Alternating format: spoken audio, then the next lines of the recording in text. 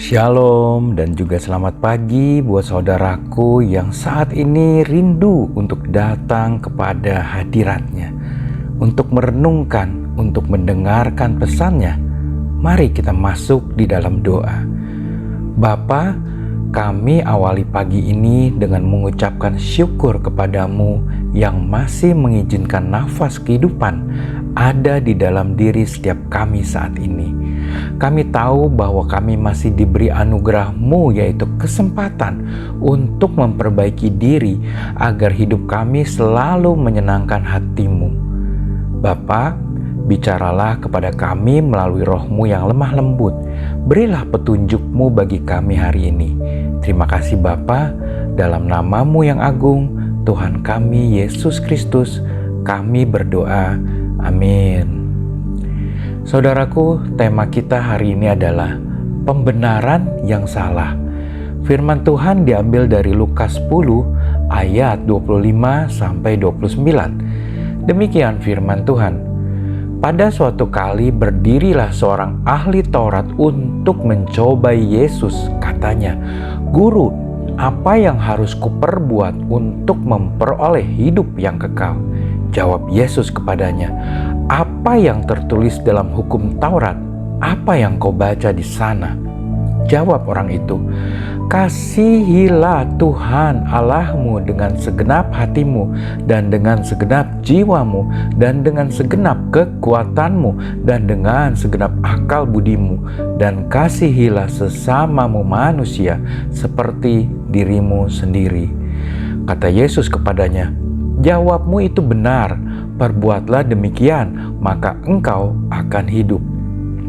Tetapi untuk membenarkan dirinya, orang itu berkata kepada Yesus, "Dan siapakah sesamaku manusia?"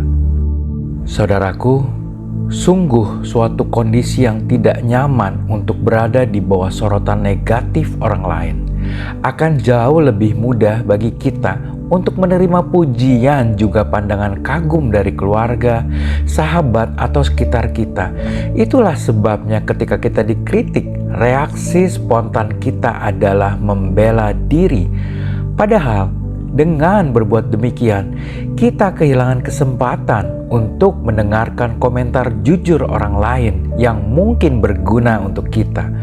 Kalau hal ini berlanjut terus-menerus, kita pun menjadi tidak peka terhadap kekurangan dan kesalahan diri kita sendiri.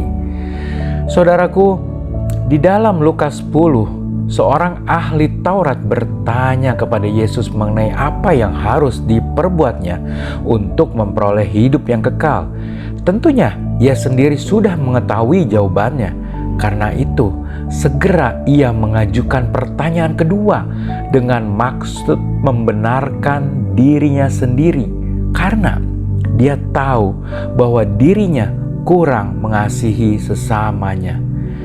Tuhan Yesus tidak langsung menjawab pertanyaannya, melainkan menceritakan kisah menarik tentang seorang Samaria yang menolong orang yang sekarat sehabis dirampok. Dari kisah itu, sang ahli Taurat menunjukkan bahwa walaupun dirinya sudah mengetahui apa itu mengasihi, namun sebenarnya ia belum melakukannya. Saudaraku, ketika kita sibuk berpikir untuk membela diri kita sulit mengakui kelemahan kita. Akibatnya, kita juga menutup diri terhadap perbaikan. Sebab itu, saudaraku, apabila kita ditegur, marilah kita mengakui kesalahan dan kekurangan kita, agar kita selalu dapat memperbaiki diri, sehingga semakin hari semakin serupa dengan Kristus. Marilah kita tutup renungan pagi ini di dalam doa. Bapa yang baik, terima kasih telah memilih kami.